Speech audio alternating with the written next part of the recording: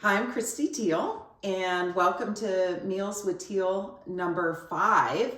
And I have a very special guest today, Victoria Haney. Hi. And Victoria is a surgical resident. I thought it would be really fun to have a surgical resident on because, first of all, many of you have met our residents. They take great care of you while you're in the hospital. They help us in the operating room and we get to teach them. And it's really fun because, first of all, more than fun, it's important because they are your future doctors. And that is very, very important. But it's also fun for us because we get to spend time in the operating room or seeing patients on the floor. And it's just makes it all that much more meaningful of what we do every day. So anyway, Victoria is in her 5th year of residency. One of those years she did research, and that was actually doing research in the breast care center, which was wonderful for us and for you. And for me, yeah. And so now she is a senior resident, and next year she's going to be a chief. So we're gonna start getting everything prepped. Today we're making apricot pork, which is one of my favorites. It's a slow cooker day because it's cold outside, it's gray, it's gonna rain.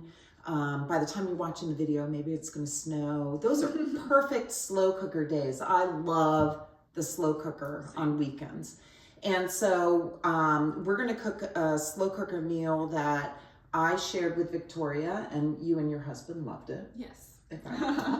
And so we're gonna go ahead and make that. So we're going to start by just getting things ready, and then I'm going to have Victoria tell you a little bit about what it's like to be a surgical resident, which I don't remember because it was so many years ago. So anyway, I'm going to start slicing the onions. You're going to start making the sauce that's going to go on top of the pork, and then we're going to brown the pork, which I don't always do, but my mom, being the home ec teacher, always said you should brown it first. So we're gonna brown it today since we're doing Meals with Teal. And then we're going to show you what the pork looks like, and we're gonna have it with rice, which I did in a slow cooker. Oh. So it's a true slow cooker day. And we're gonna have broccoli. It's gonna be a really healthy, delicious meal. And so we're gonna get going. So go ahead and get your, you may need an opener. She's strong. She's strong like a surgical resident. Oh my God. Anyway, you just use the spoon. Just that whole thing goes in there. Whole thing. Yep. The apricot preserves that I picked. It's very healthy. I cannot have anything with high fructose corn syrup, and unfortunately, a lot of the preserves that you buy will have that, and it's not very healthy for you. So this doesn't, and they'll have it on the grocery list, is a very healthy preserves. It's a little more expensive, but it's worth it, and often it's on sale. And when it's on sale, I get a couple of them.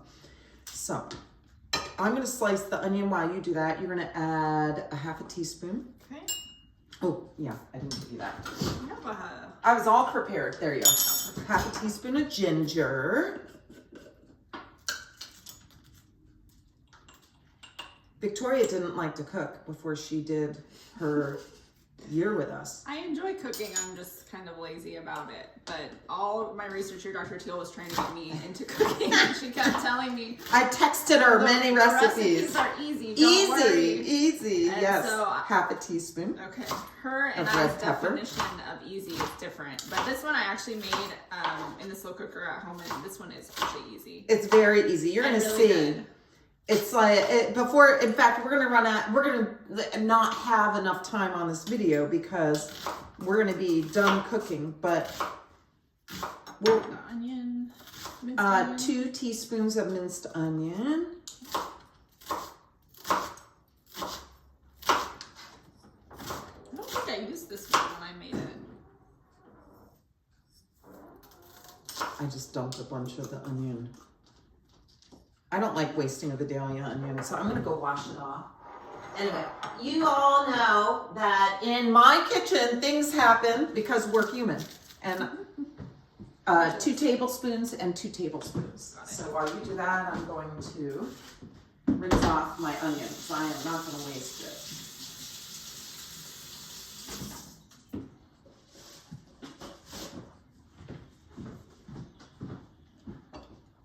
I love Dijon. Oh, me too. It's so good. Any Dijon. Oh, yeah. Well, this is, I don't know. I don't know where I got that. Anyway. All right. So I'm going to start heating up my multi-cooker, which you all know I love because then I can do stuff in front of you. And I'm going to put it on, for now, brown saute. You can saute with that. This is a multi-cooker. Oh, this wow. is a great Christmas present to request. Yeah. Because you can brown things, you can roast things, you can saute things. Well, brown is saute. Anyway, you can slow cook.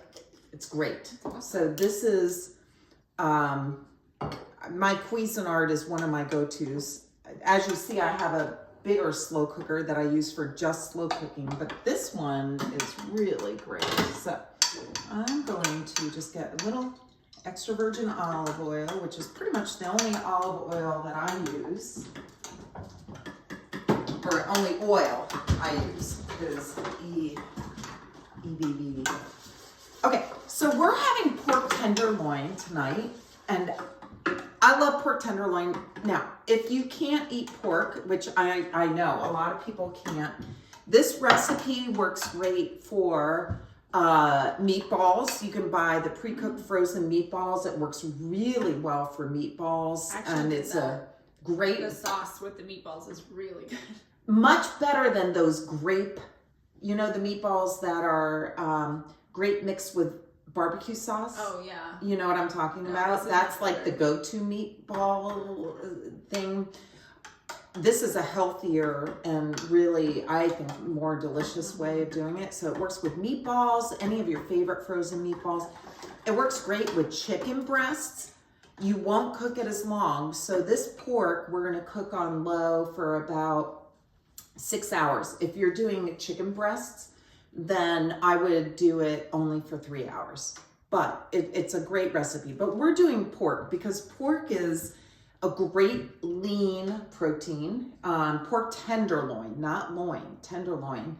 It's not very fatty, and it's not that expensive. It's a really good priced meat. So anyway, that's why we're doing pork. And if you don't like pork, I'm not offended. Then you can substitute chicken breasts or your favorite meatballs, like we said. So I'm going to start browning the pork. And Victoria, why don't you share with us a little bit about what it's like, to decide to go to medical school, what it's like to get into medical school, how you decided to be a surgeon, and what it's like to be a surgical resident, because surgical residents work many, many, many long hours, many sleepless nights. Yes. And so they sacrifice in order to become me, an attending surgeon. Yeah, so tell us a little bit about everything while I brown the pork.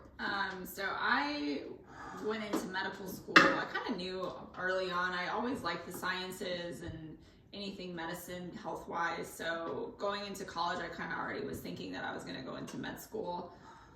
The process is, most medical schools nowadays, you have to take certain classes to be able to apply to med school. So I did all those courses. You have to take some standardized tests in order to apply. So I also did that.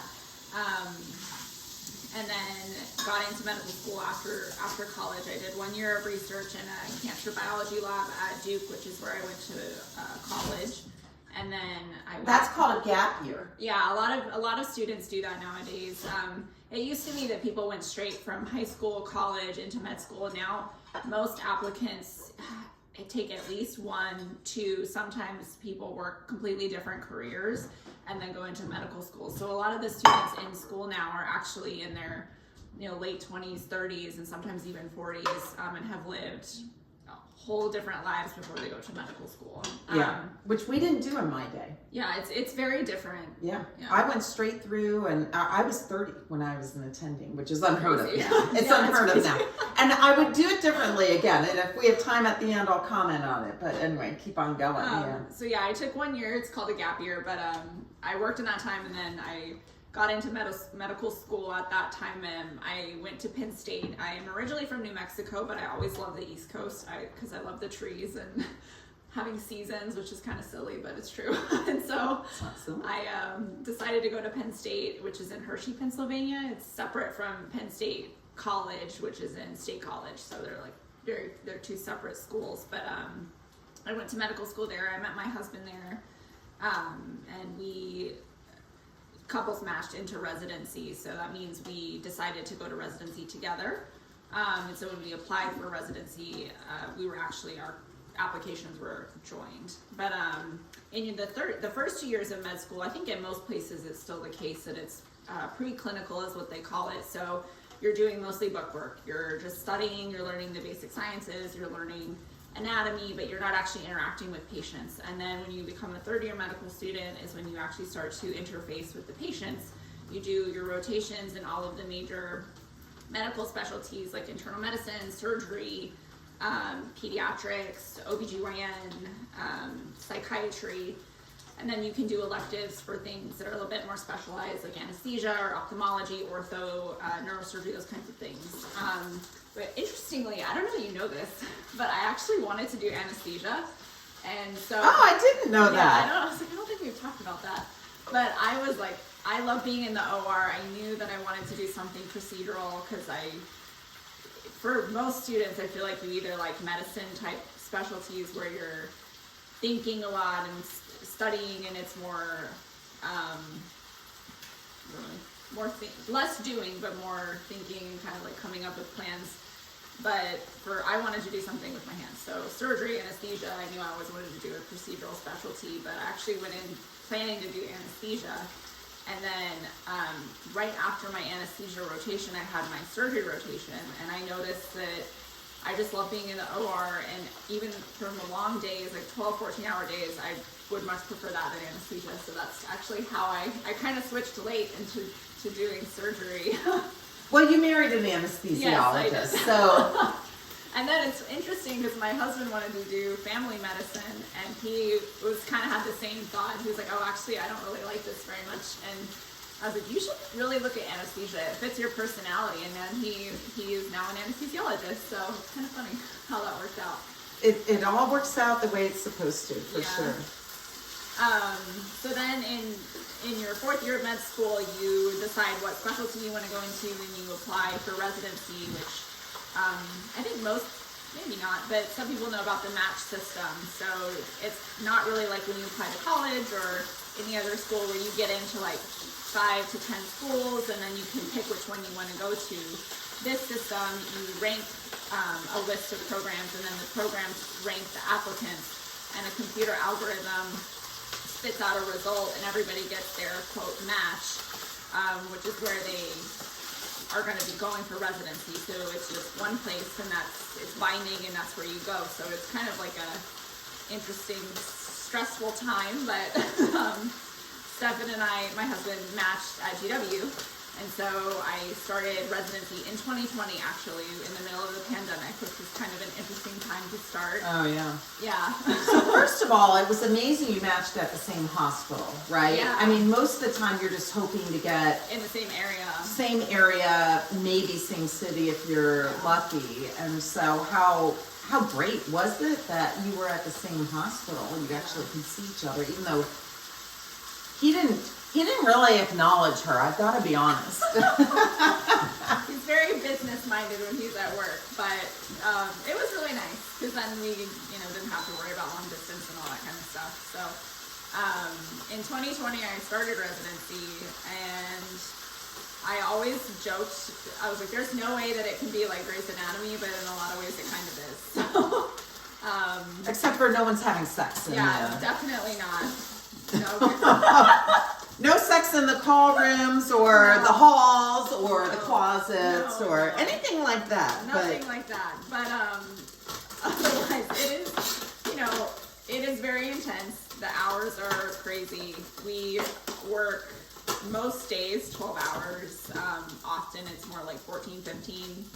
You're on call a lot. You are pretty much the primary caregiver of your patients, which is great for learning, and it's great because you are always there seeing people. And so if there's ever a change, you're the one who's there often. Now that I'm a senior resident, I'm the one who's directly talking to the attendings about plans and you know, my thoughts, and then it's kind of nice to have that like growth experience from going from intern year where you're really just being told what to do and you're executing things, to now I'm the one seeing the patients every day, making the plans, and then running them by the attendings before we say that's the final answer. So it's been a great experience. I love GW. Our residents are great. We have a really close-knit group. Wonderful. Really close-knit group. Amazing, yeah. Yeah, and our program director is very supportive, and you know, for surgery especially, I think that's really important and rare. So it's a really nice little family we have. You know, there are challenging times, of course. It's hard. I think you kind of underestimate how seeing a lot of like pain every day gets to you, but again, you have your co-residents and your mentors that you can talk to about it. So it's been a good time, but yeah, it is very tiring. They work very hard. They work long hours.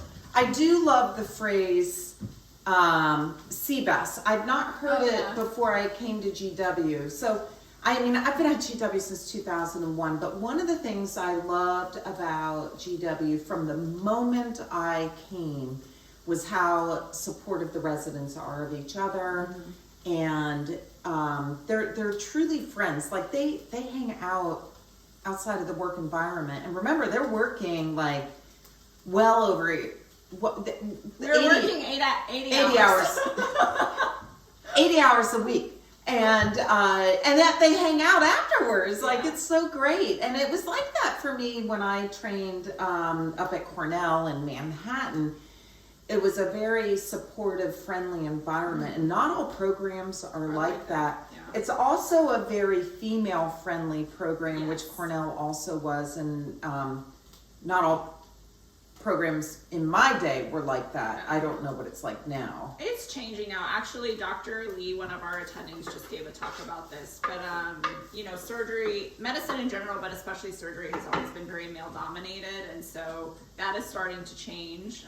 In our residency, we have over 50% are women. I think it's like 55%, and which is a lot. It's a lot, right? Our program is very female. I mean, 50-50 essentially, which is awesome. And then even better is that we have a lot of female attendings, which I think helps foster that culture too. So we have like Dr. Teal and Dr. McSwain. Every department we have at least one, if not multiple, female attendings, which is really nice. Because like a lot of places, even if their residents are 50-50, the attendings may not be. Right, which it wasn't when I first got here. There weren't that many females, but you know, we're evolving, and that's, anyway, it is a real win-win for us because we have all this help in the hospital to make sure our patients are really well taken care of.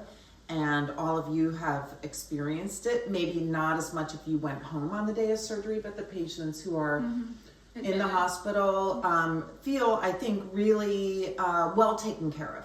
And those darling med students who come around at, 5:30 very early, who wake you up. Yeah. Thank you. I know. And thank you for letting them learn, because they are our future doctors. And, you know, I mean, I'm going to retire someday, and we need replacements for me, and we need people coming behind the residents who are going to become attending physicians as well, because I want someone to take care of me when I'm older. And so anyway. It's super important, even for the students not going into surgery, for them to see and experience it, because they're going to be doing something. And even like internal medicine, they need to know a little bit about surgery and like wounds and that kind of thing, because at the end of the day, they're still a doctor. So it's really important for them to be able to see patients. Great lessons. Great.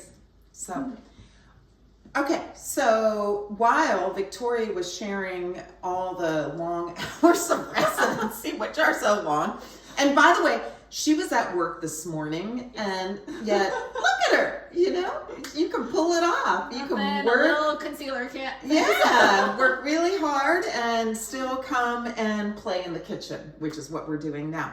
So, you saw I browned the meat, and I'll just kind of lean it up, and I threw the onions in. I love Vidalia onions, and so you don't have to saute the onions, but this one I'm gonna cook on low, probably for maybe 4 hours because I did brown it. But so let's go ahead, Victoria, put the sauce on top.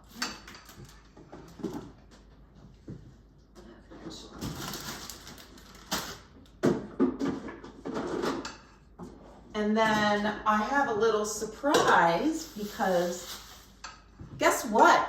You can cook rice in the slow cooker. Not this one, but we are going to have our rice in the slow cooker, because if you've got a little slow cooker, and you know what, I looked, you can get them for $12 on Amazon. If you've got room to store it is the bigger thing. I find that it cooks rice absolutely perfectly. So on a slow cooker day like today, which is gray and a little rainy, and I just don't want to think about, oh my gosh, I have to cook the rice, which sometimes happens, you forget. And it's a less expensive way than just, there we go. So I'm going to show you, first we're gonna get our broccoli ready. We're gonna just steam the broccoli in the microwave. You can actually steam it in the bag that it comes in because it's already pre-washed and everything. But we're gonna do it in this because guess what? The bags, I think they cheaped out on the bags and they keep exploding in my microwave and making a mess. So we're gonna go ahead and it's very upsetting because I don't like cleaning my microwave. And so anyway, why don't you just break some of the broccoli pieces up into smaller bits, and we'll put it in the microwave bowl. And I'm gonna get this guy out of the way.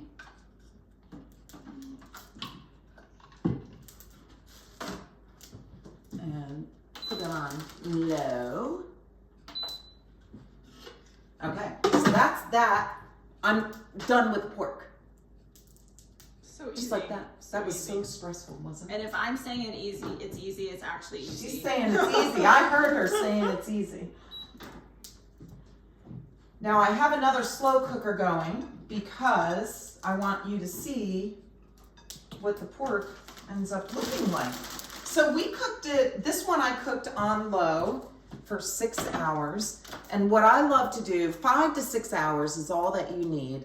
And then I like to slice it. I like to put it back in the juices and let it just sit on warm until you're ready to eat.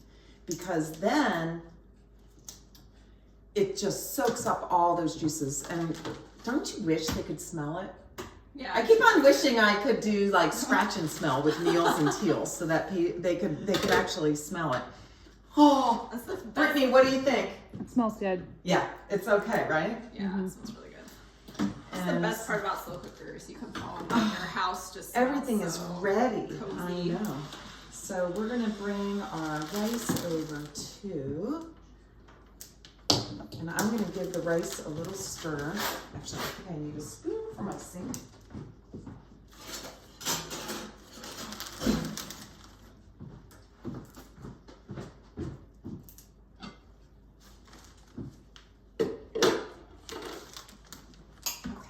Okay, call me crazy, but this rice is nice. It's like sticky rice.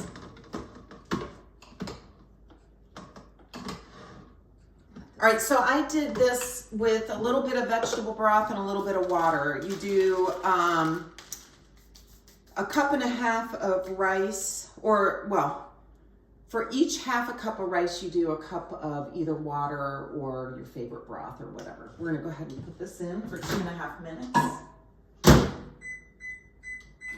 You know, I love to microwave my vegetables because they get steamed, so it's really perfect.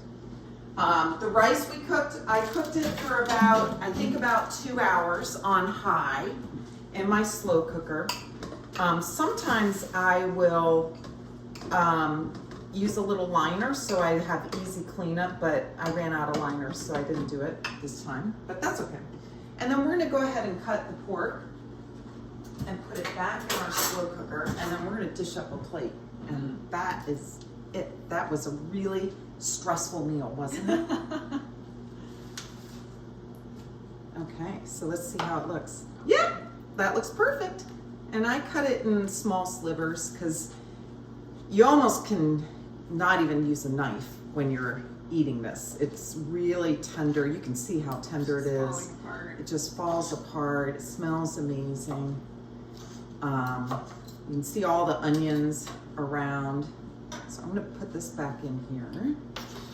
And then we'll get a big spoon. Here, why don't you go ahead, Victoria, show off your surgical skills. No pressure. There you go. And cut that one while I get a big spoon and a plate. I feel very put on the spot. I know. Kitchen skills do not equate to surgical skills, I will say.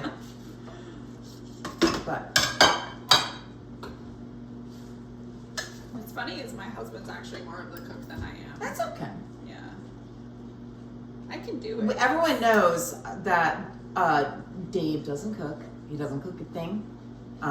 It doesn't matter because I really don't want him in the kitchen. Usually I like to be in the kitchen alone. I play music or I have peace, like today's peaceful.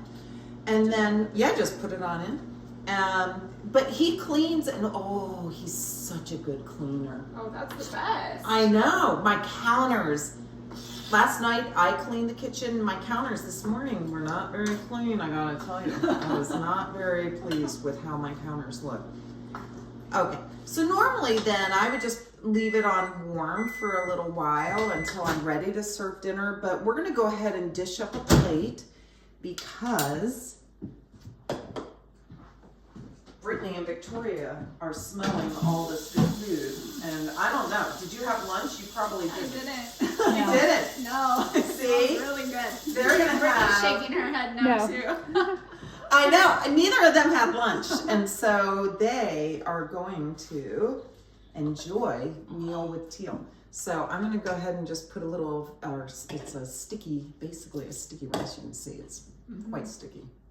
That's the only thing with the slow cooker. Sometimes it's usually not this sticky. Maybe because I used the vegetable broth. Ooh. Anyway, that's good enough. Go ahead and dish up some of the pork and the sauce. Oh, you got it. Aren't you fun?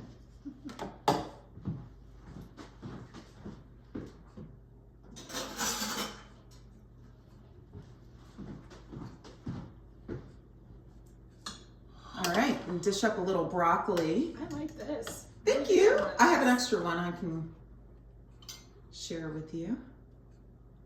These are handy. I get it on Amazon. I'll put it on the little suggestion because it is very handy for doing vegetables, or honestly, I do an omelet in there. Really? Yeah.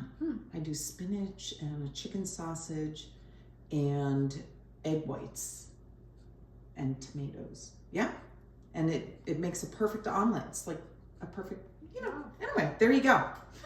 Maybe that'll be a meal with Teal, who knows?